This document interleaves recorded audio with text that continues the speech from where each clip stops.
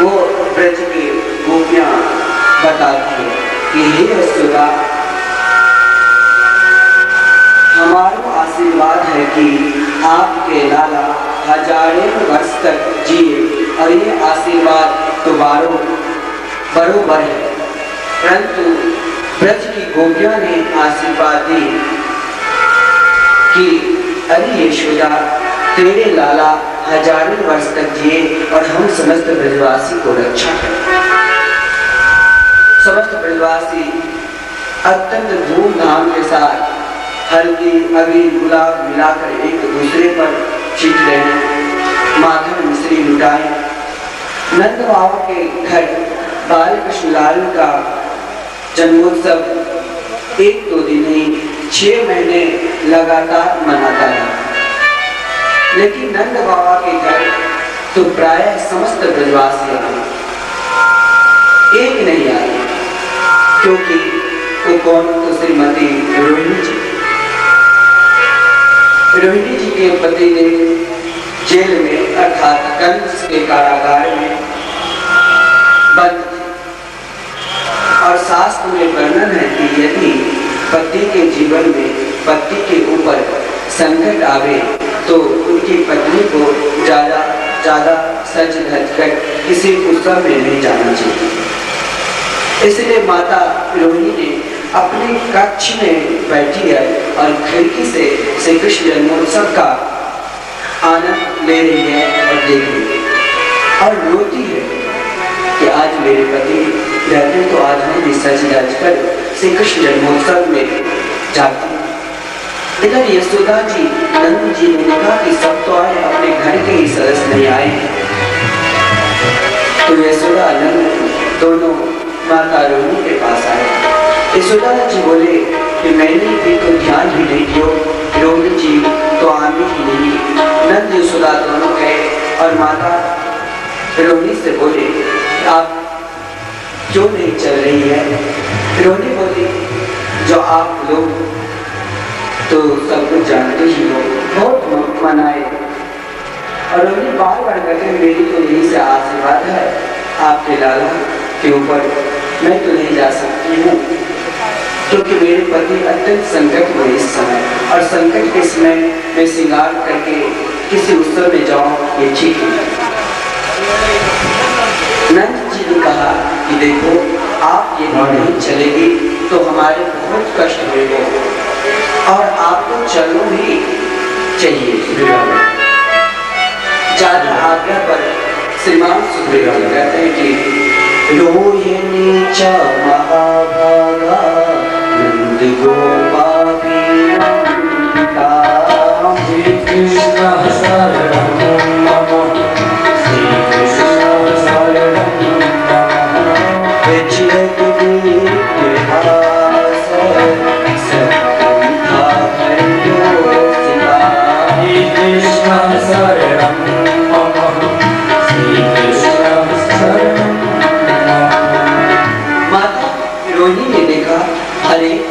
संसार के नियम तो अलग है, ये तो गोविंद के जन्मोत्सव है, गोविंद के जन्मोत्सव में संकोच करना ही नहीं चाहिए।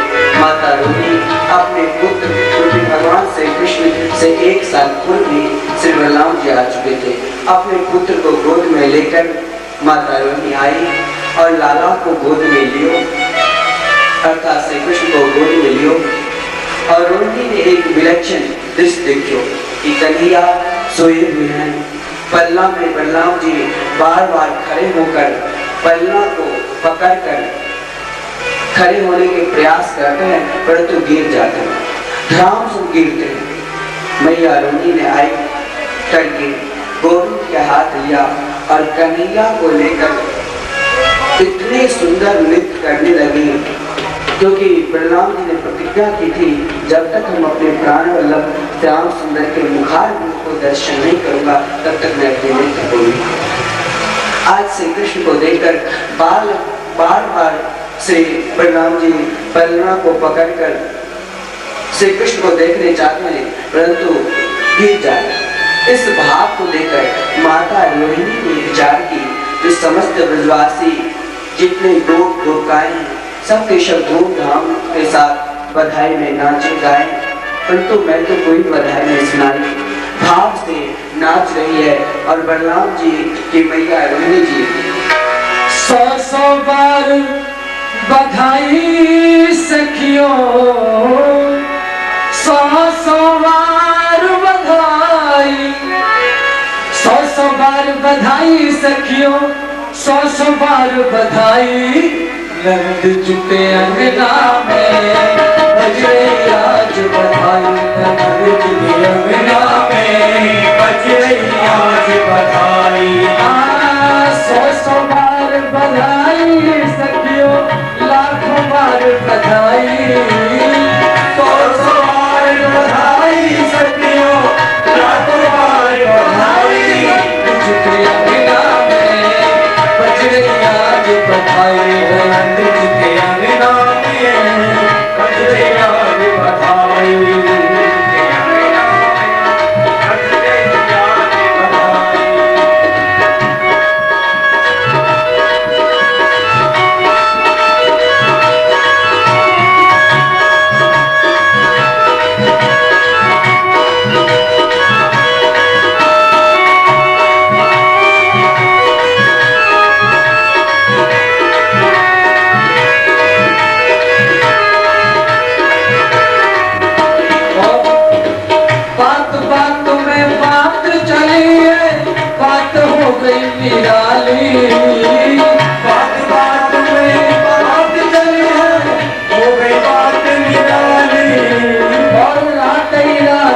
नंद बाबा की गाड़ी हो गई काली, रात में नंद बाबा की गाड़ी हो गई काली। नंद जी के अंगना में बजे आज बधाई, नंद जी के अंगना में बजे आज बधाई। 100 बार बधाई सखियों, लाखों बार बधाई, 100 बार बधाई सखियों, लाखों बार बधाई। नंद जी के अंगना में बजे आज बधाई, नंद जी के अंगना में बजे आज बधाई।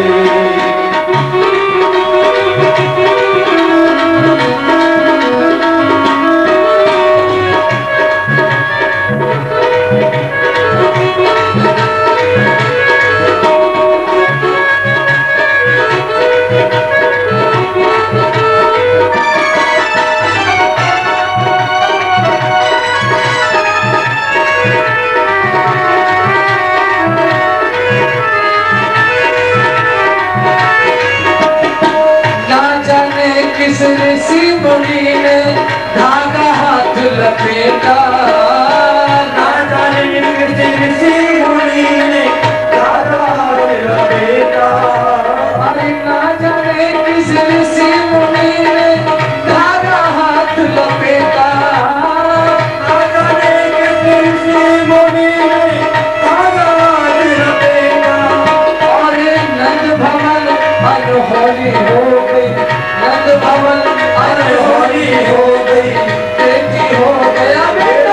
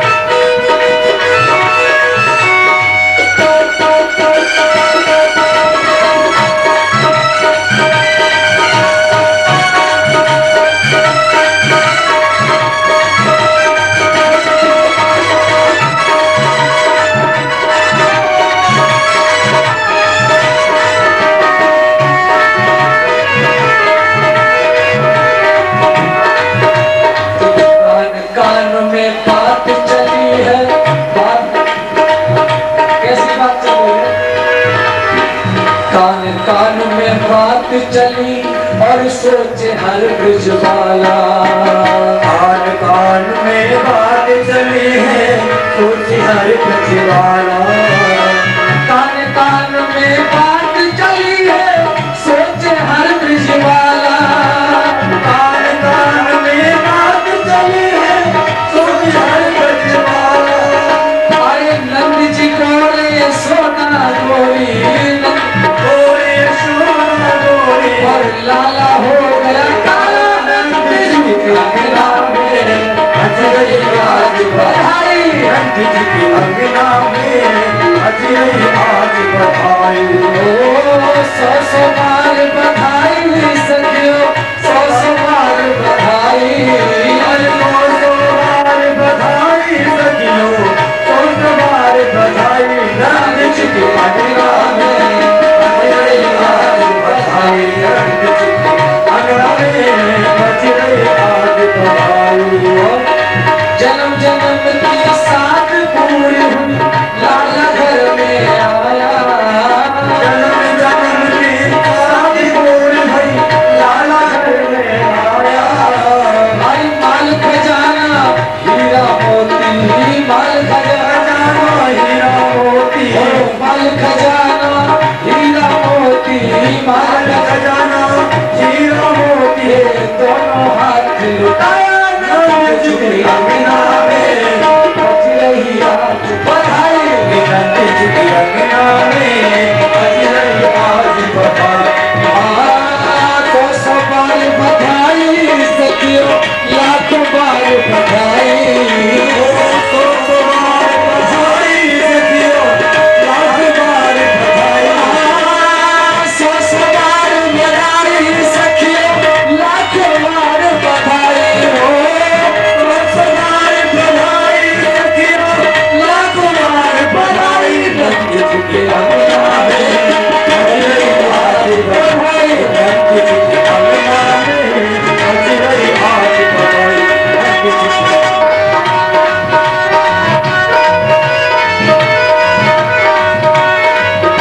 अरे 70 गज की पगड़ी बांधे झूम रहे नंद बाबा। 70 गज की पगड़ी बांधे झूम रहे नंद बाबा। 70 गज की पगड़ी बांधे झूम रहे नंद बाबा। 70 गज की पगड़ी बांधे झूम रहे नंद बाबा। ओ पलना में अंगूठा चूसे, पलना में अंगूठा चूसे, श्यामल कुंवर कन्हैया नंद जी के अंगना में अजय आज बधाई। के अंगना में अजय नंद के लाला की जय, जय जय श्री राम। माता रोहिणी भी अत्यंत आनंद के साथ उत्सव मनाओ और ब्रज की रक्षा करो। हम जरा कंस को घर लेकर आए। नंद बाबा के साथ और भी कुछ ब्रजवासी पहुंचे, मथुरा आए। कंस को कर दिया। कंस ने आशीर्वाद भी दे दी कि नंद बाबा आप धनी हो, आप वयोवृद्ध अवस्था में पुत्र प्राप्त की और मेरा आशीर्वाद है कि आपका पुत्र का कोई शत्रु न रहे, वो आजाद शत्रु रहे, उनकी जो शत्रु हुए वो समाप्त हो जाए। शत्रु भी जिसे आशीर्वाद दे वही तो परमात्मा है। इधर वसुदेव जी से मिला, विलक्षण मिलन है। वसुदेव जी से नंद बाबा कहते हैं, ओहो देवी